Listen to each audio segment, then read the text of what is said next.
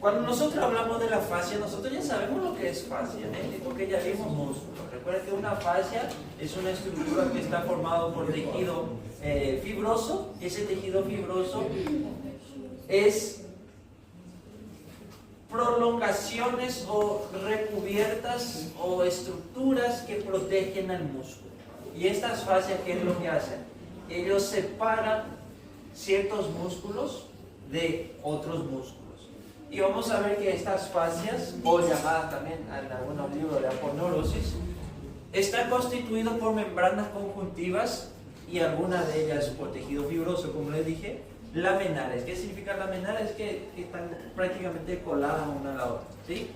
Que envuelven a ciertos músculos, a órganos, que nos toca todavía hablar de algunos órganos, y algunos elementos vasculares. Y vamos a ver que existen tres hojas, que una está delante de la columna, son llamadas prevertebrales, la otra que están delante de la tráquea, por eso se llama pretraquial, y por última una que rodea prácticamente todo el cuello, llamada hoja superficial.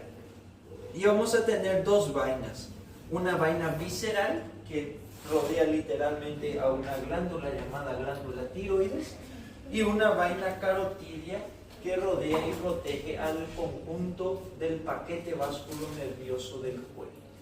Si nosotros miramos una imagen representativa, estamos viendo un corte, que aquellos que nos van a palestra y nos hacen un trabajo escrito, un corte transversal a nivel del cuello, aproximadamente a nivel de la vértebra cervical número 6, ¿sí? Un corte bastante bajo. ¿Qué podemos ver aquí? Miren, podemos ver los músculos laterales que nosotros ya estudiamos. Recuerden el esternocleidomastoideo.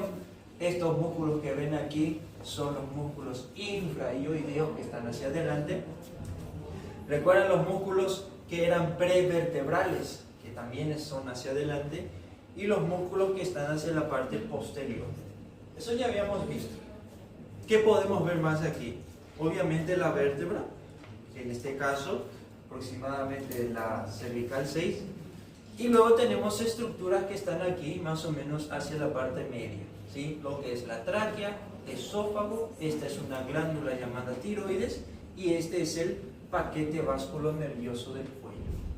Ahora, como estamos hablando de fascias del cuello, están viendo estas estructuras que están pintadas aquí de color vermelho, naranja, lo que sería azul y marrón.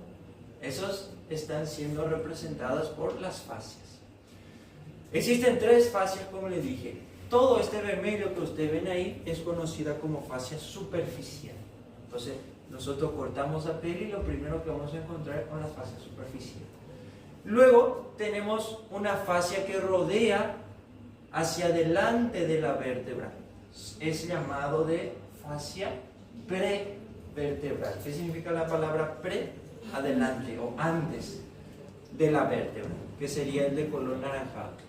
Y luego tenemos esta fascia que está aquí, que rodea prácticamente a los músculos infraioideos. Creo que está en un color lilás, ¿sí? Se le conoce como fascia pretraquial, porque está adelante de la tráquea. Y tenemos dos vainas. Una vaina que rodea al paquete vasculonervioso del cuello, que se llama vaina carotidia, y una vaina visceral que rodea a un órgano llamado glándula tiroides. Se le conoce como hoja o vaina visceral, o algunos le llaman tiroidea. Entonces fíjense aquí, les puse paso por paso, tienen crianzas de 12 años. Entonces tenemos ahí la fascia, que sería la fascia pretraquial. Después tenemos lo que sería la fascia superficial. Y tenemos lo que sería en este caso la vaina visceral o tiroidea. Tenemos lo que sería la otra fascia llamada pretraquial. Y tenemos la otra vaina que sería la vaina carotidia. Entonces estas son las tres hojas y las dos vainas que encontramos a nivel del cuello, ¿sí? Entonces en la vaina carotidia, se dan cuenta, ahí tenemos el de color azul, que sería ese, lateralmente la vena yugular interna. El vermelho sería la arteria carótida común o primitiva.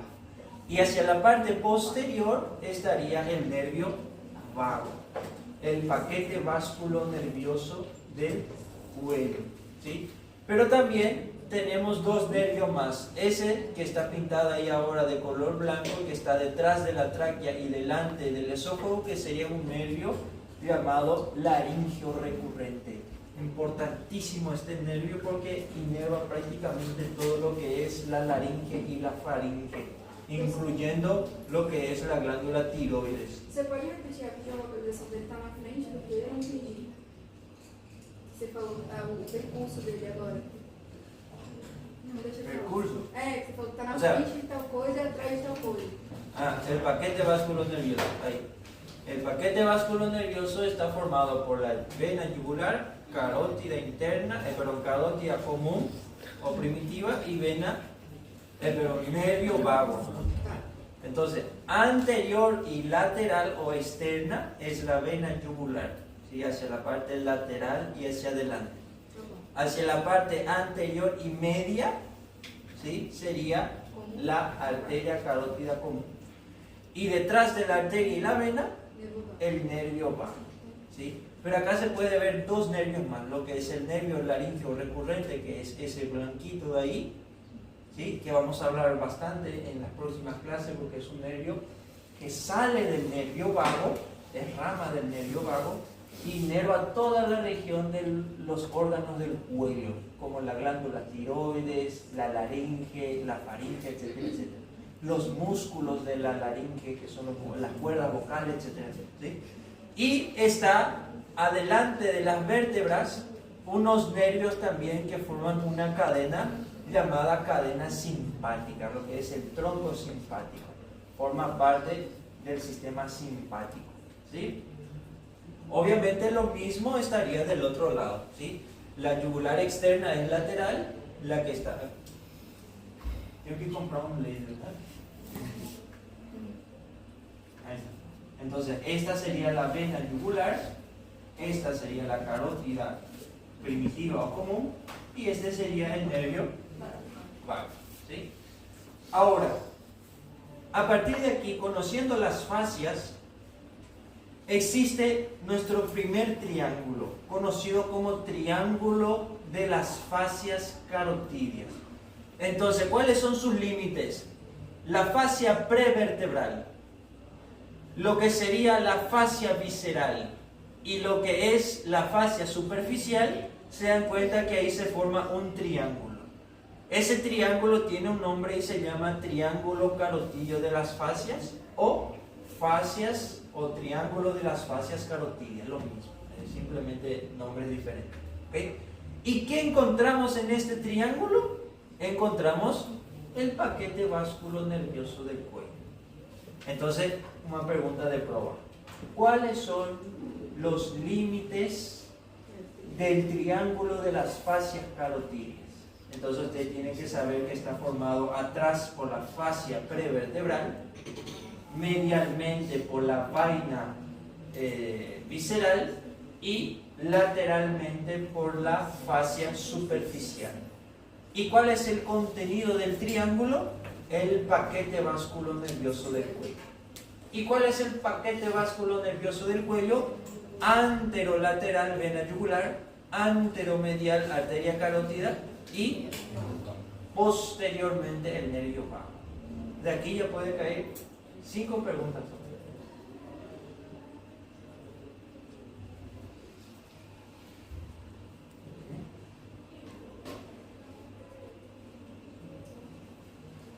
Ahora, y ahí tienen todo, ¿sí?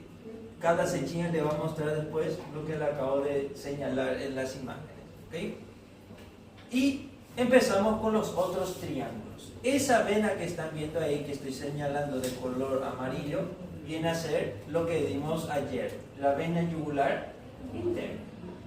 Sabemos que existe una vena que viene de la fascia, que viene de la lengua, que viene de la tiroides y que viene de la faringe, conocida como vena tirolingofaringofacial y que forma un tronco. Ese tronco se le conoce y está ahí llamado tronco tirolingofaringofacial. Ahora, estas dos estructuras, la vena yugular interna, el tronco tirolingofaringofacial, y recuerdan un músculo supraioides que iba de la apófisis mastoides a la mandíbula, llamado músculo digástrico. El músculo digástrico, como pueden ver allá en el fondo, ella está cortada, ¿sí? Aquí está cortada ella, pero ella viene hacia el ioides y luego va detrás de la mandíbula, ¿sí? Entonces el músculo ioides tiene dos vientres, un vientre posterior y un vientre anterior. Hacia la parte posterior, que sería el otro límite, ¿sí?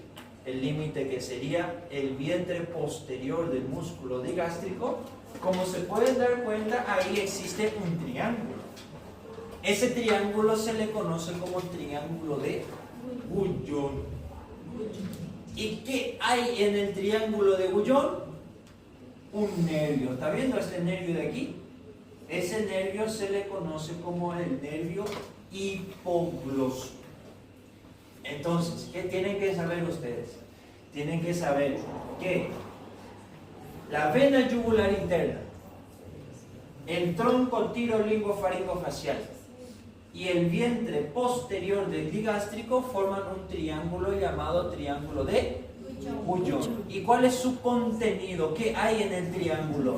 El nervio hipogloso. ¿Para qué yo quiero saber ese triángulo? Todo lo que vamos a ver tiene una importancia, principalmente después quirúrgica. Tenemos que saber porque en algún momento de una cirugía usted va a necesitar, en este caso, entrar en ese triángulo, encontrar ese triángulo porque es un triángulo grande. ¿Por qué? Porque luego vamos a ver que vamos a suponer que queremos disecar, y entramos aquí, retiramos la piel y ahí vamos a procurar. Cuando encontramos la vena yugular, cuando encontramos el tronco tirolingofaringofacial y el vientre posterior del digástrico, ahí en ese triángulo vamos a ver la trayectoria de un nervio llamado nervio hipogloso. Perfecto.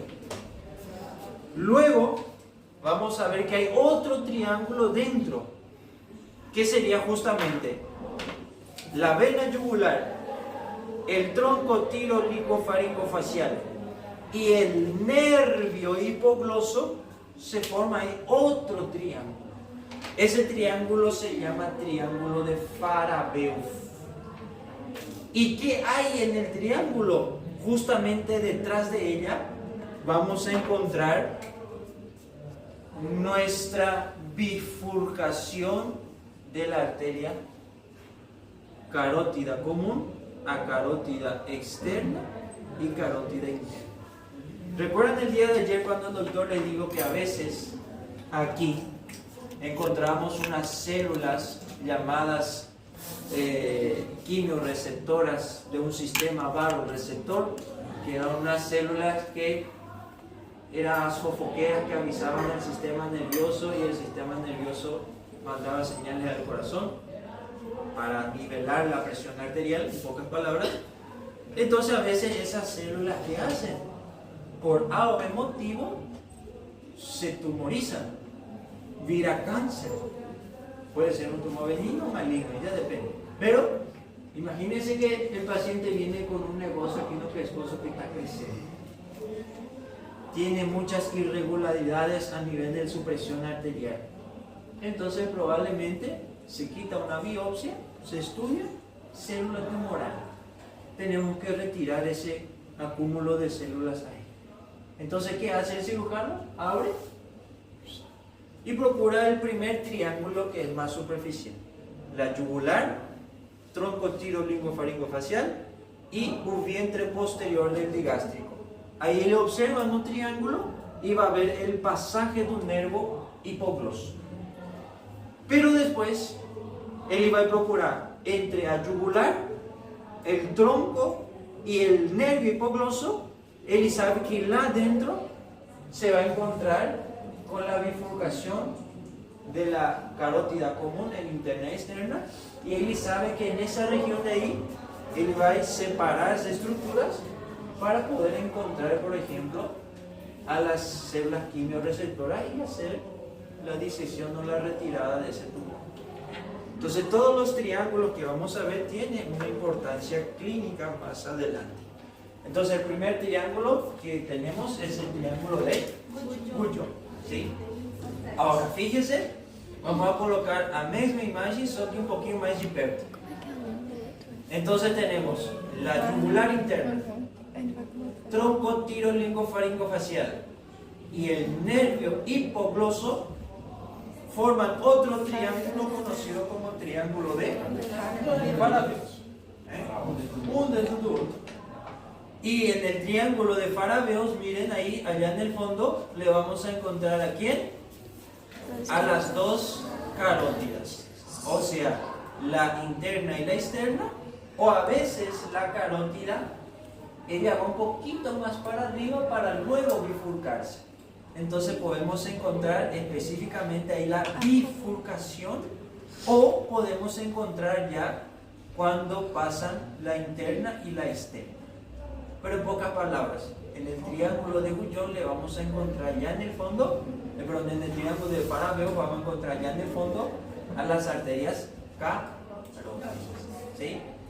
O por ejemplo, tienen un paciente que usted sospecha que tiene un accidente cerebrovascular. Puede ser hemorrágico, puede ser isquémico. ¿Qué significa hemorrágico? Una arteria do cérebro estourou e está saindo sangue. O isquémico, por ejemplo, dentro dos vasos existen unos coágulos de sangre que viajan pelos vasos y tiene un momento onde ese coágulo tampona a arteria y ahora la sangre ya no pasa. Entonces eso es isquémico, falta oxígeno. Entonces usted quiere inyectar contraste para ver dónde se va la sangre y hasta dónde va. Entonces usted puede introducir en el triángulo, procurar las carótidas, principalmente la interna porque es la que va arriba de la cabeza, inyecta y hace rayos-x. Entonces usted va a ver la trayectoria que hace el contraste a nivel arterial. Y si es isquémico, usted va a ver el contraste que viene y de repente fica. Usted sabe pela anatomía que la sangre tenía que ir aquí y aquí. Entonces ela ficou estancada. Estancó en tal arteria. O por ejemplo, el iodo viene y de repente ella empieza a diseminarse. Eso ya es hemorrágico. Entonces en tal arteria está rota y tenemos que entrar. Entonces todo tiene una aplicación clínica más adelante. ¿Ustedes tienen que saber eso ahora? No, tienen que saber los nombres de los triángulos, cuáles son sus límites y qué hay en el triángulo. ¿Listo? Ahora, el siguiente triángulo, fíjense ahí. ¿Están viendo esta parte del hueso hioides? Ese se llama, algunos le llaman cuerno posterior o algunos le llaman asta posterior o asta mayor del hueso hioides. El otro, miren, en este caso nuevamente tenemos al músculo digástrico y hacia la parte posterior hay un músculo que vamos a estudiar todavía llamado músculo hiogloso. Es un músculo que forma parte de la laringe, ¿sí? Nuevamente aquí forma un triángulo entre la asta mayor, el digástrico y el hiogloso, forman un triángulo llamado triángulo de Berklan.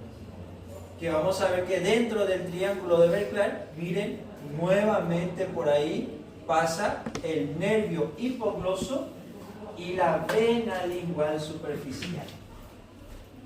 ¿Sí? Triángulo de Berklan. Lo mismo, es un triángulo grande en donde los cirujanos entran para ver la trayectoria del nervio hipogloso. ¿Qué es el nervio hipogloso? Es uno de los nervios de los pares craneales que se encarga de inervar de forma motora a los músculos de la lengua y a los músculos infrahioideos, ¿sí? Entonces a veces pueden tener pacientes que tienen lesiones de este nervio, entonces hay que entrar quirúrgicamente, ya sea por ejemplo que haya un tumor a ese nivel y está comprimiendo el hipogloso, entonces en una cirugía se procura, ¿quién? El asta mayor del hioides, el vientre del digástrico y el músculo hiogloso, y encuentra el triángulo de Berklar. Y el cirujano sabe que en el triángulo de Berklar va a haber un nervio, que es el hipogloso, y unas venas que drenan la lengua, que son las venas linguales superficiales. Ahora, aquí, miren dónde está viendo un lasercito? Ahora vamos a ver este de aquí. Vamos a colocar imagen mucho más de perto ahí. Ahí está. El triángulo que acabamos de ver aquí, miren. Asta mayor, músculo digástrico y más o menos por aquí el hiogloso. Entonces, ¿quién está en el triángulo? El nervio hipogloso, y aquí no están las venas, pero hay unas venas que pasan por aquí. Ahora, fíjese aquí. Tenemos el músculo miloioideo, el tendón intermedio del digástrico y el nervio hipogloso forman un triángulo llamado triángulo de Pirogov. El triángulo de Pirogov, en su interior está la presencia de las arterias y venas linguales. Doctor Praquic, yo quiero saber eso, lo mismo. En el día de mañana, si ustedes van a ser cirujanos, pueden que tengan un paciente o una paciente, siempre aparece para mí un chiquito, que una paciente que tiene un linfoma lingual, es un cáncer de lengua, ¿sí? O a veces puede crecer una tumoración a nivel de la lengua. O, ¿ya vieron aquellas personas que cortan la lengua ornamental? La lengua bifurcada. A veces hay pacientes que quiere solo colocar un piercing en la lengua. A veces el piercing, o como la anatomía de todo el mundo no es igual, a veces las arterias linguales, la lengua tiene este formato así, y está la arteria lingual derecha y la arteria lingual izquierda. Entonces ella empieza a distribuirse de esta manera. A veces por algún motivo puede que la arteria, alguna de ellas se junten, otra va un poquito más por medio. Anatomía, son variables. Y esa persona a veces, por no saber, y el que hace los piercing no es especialista y no un médico, eso se encarga de furar lengua o cortar lengua. Entonces, al cortar a veces, cuando coloca un piercing a veces, fura las arterias y comienza a sangrar. Ahí va a llegar para vos, que você vai sangrar. Ahí corté la lengua, furó. Ahí se ve, está sangrando mucho. Se trata de retirar el piercing, que no va a tener otra, no va a ficar así, que son arterias un poco calibrosas, y al ser arterias, joga sangre. Y al tener presión no le da tiempo a las plaquetas de ellos fechar en ese coágulo, a veces. Entonces, ¿qué usted va a hacer? De forma general, usted va a tratar de dejar y tapar la hemorragia, ¿cierto? Vos suturar lengua, probablemente usted sutura la parte superficial. No adianta, usted sutura aquí, más sangre va a salir continuando nos medios de su sutura. Se tiene que cerrar lo que sería la parte arterial, si no va a continuar sangrando. Doctor, voy a presionar la lengua de así arteria coagular. Como esa arteria usted suelta nuevamente con la presión, ese coágulo se rompe, va a continuar sangrando. Entonces, de una manera general, nosotros sabemos que más o menos aquí, en el triángulo de Pirogov, usted va a introducir su dedo pulgar, y con mucho cuidado, con el dedo índice, usted va a llevar su dedo debajo de la lengua y usted va a presionar ahí. Al usted presionar, usted va a llegar a presionar exactamente la arteria lingual que va a llevar a ese lado. Como usted no sabe cuál arteria habrá lesionado y como son dos arterias linguales, entonces ¿qué usted va a hacer? Primero va a testar de un lado. Aperta. Si continúa sangrando, pasa. Usted va al otro lado. Al palpar, fechó, paró de sangrar. Entonces, ¿quién lesionó? Vamos a suponer que fue la arteria lingual del lado izquierdo. Pronto, una vez usted identificado cuál arteria fue, ahora usted va a entrar, obvio, va a precisar la ayuda de una enfermera o otro médico que le ataque la circulación. Usted va a limpiar, va a tirar la sangre y va a tratar de ver, cortar la lengua y ver dónde está la arteria que fue, en este caso, cortada. Entonces usted va a procurar, va a tratar de encontrar, va a tratar de cauterizar o suturar dependiendo de la lesión. Y una vez resolvido, tira a pressão, continua sangrando, fecha de novo, não fiz bem. Tenta de novo fazer seu trabalho, tira, parou de sangrar, máquina. A veces, eso es en caso de que tengan una lengua perforada o una bifurcada o lo que sea. A veces pueden tener pacientes con tumores de lengua. Entonces la lengua empieza a crecer y el paciente no consigue ni fechar a boca porque la lengua está tan grande. Y a veces hay que retirar esa tumoración. A veces se tiene que cortar la lengua. No va a falar, no, prefiero no falar. Es un tumor en mi lengua que después puede ir a un cerebro o algo así. Entonces, ¿qué hacen los cirujanos? Como al cortar la lengua va a comenzar a sangrar, entonces ¿qué ellos hacen? ¿Quién vasculariza la lengua? La arteria lingual. ¿De dónde ella viene? Viene de la carótida. Entonces, ¿qué hacen los cirujanos? Cortan aquí la piel, procuran vientres o fibras del músculo miloioideo, procuran el tendón intermedio del digástrico, y cuando ven el nervio hipogloso, ellos saben que están en el triángulo de Pirogov. Y en ese espacio, ¿qué hacen los cirujanos? Introducen la pinza anatómica y fechan. Saben que justamente en ese triángulo, si colocan la pinza y camplean ahí, saben que justamente ahí están las arterias y las venas que van a la lengua. Una vez introducido ahí la pinza y fechar el traspase de la arteria, ellos pueden hacer su cirugía sin ningún problema en la lengua. ¿Por qué? Porque ya no va a sangrar. Entonces, otro ejemplo para que se den cuenta de la importancia de reconocer los triángulos a nivel del cuello.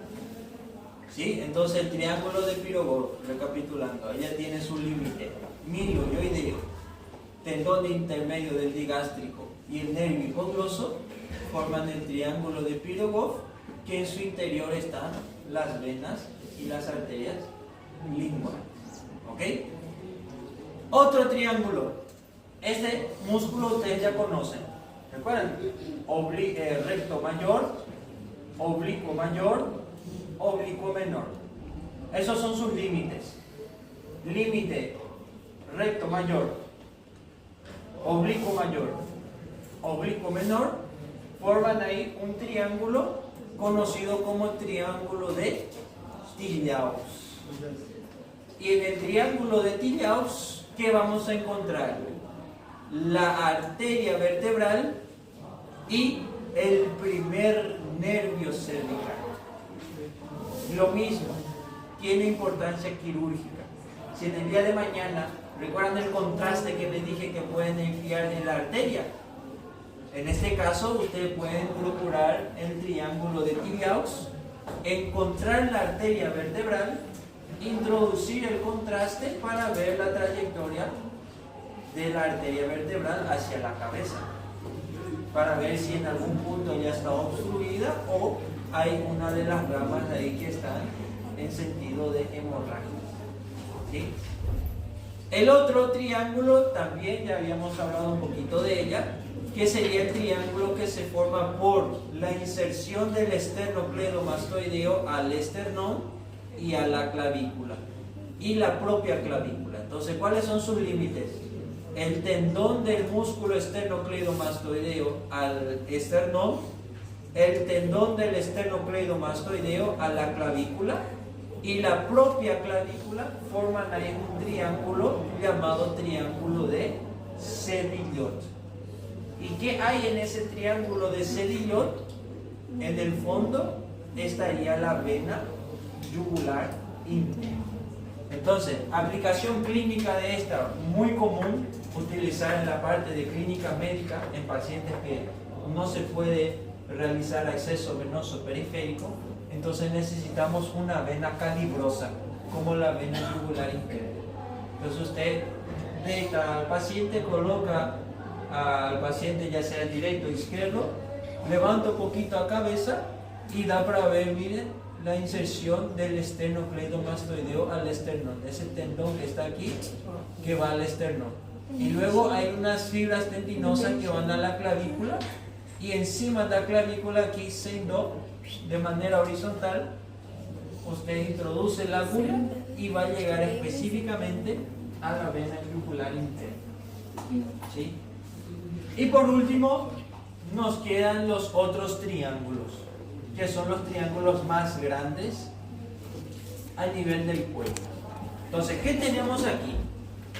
En primer lugar, por la parte de arriba, le tenemos a la mandíbula. Por la parte de abajo, en el medio, está el esternón, y hacia los lados laterales está la esternón, clavícula y mandíbula. Hay un hueso llamado hueso hioide. Los límites laterales van a ser las fibras musculares de un músculo llamado músculo trapecio. Entonces, hacia los lados laterales está el músculo trapecio. Entonces, límite superior, mandíbula o maxilar inferior. Límite inferior, esternón y clavícula. Límites laterales, músculo trapecio. Ahora, esta parte amarilla que están viendo aquí es una división general, es una división grande, en donde el esternocleidomastoideo nos divide el cuello en dos triángulos grandes: triángulo anterior, triángulo posterior. Luego tenemos el músculo digástrico y el músculo homohioideo. Estos dos músculos nos vuelven a dividir, miren, el triángulo anterior y el triángulo posterior en otros triángulos más pequeños. Entonces, fíjense, por ejemplo, el esternocleidomastoideo, el homohioideo y el digástrico forman aquí un triángulo llamado triángulo carotídeo. Lo que están viendo aquí, ¿sí? Esternocleidomastoideo, homohioideo, digástrico forman un triángulo llamado carotídeo. El músculo trapecio, el homohioideo y el esternocleidomastoideo forman un triángulo llamado occipital. El esternocleidomastoideo, el homohioideo y la clavícula forman un triángulo llamado subclavio. El homohioideo, esternocleidomastoideo y la línea media forman un triángulo aquí llamado muscular. El músculo digástrico y borde inferior de la mandíbula forman un triángulo llamado triángulo digástrico. El vientre anterior del digástrico, el hueso hioides y la línea media forman aquí un triángulo llamado submentoniano. Obviamente que en cada triángulo, aquí ya no suelo profundizar, pero en cada triángulo habrá estructuras importantes. Ciertas venas, ciertos nervios, ciertos linfáticos, ciertos músculos y así sucesivamente. Triángulos de la fascia carotidia, que su límite era fascia prevertebral, fascia superficial y vaina visceral.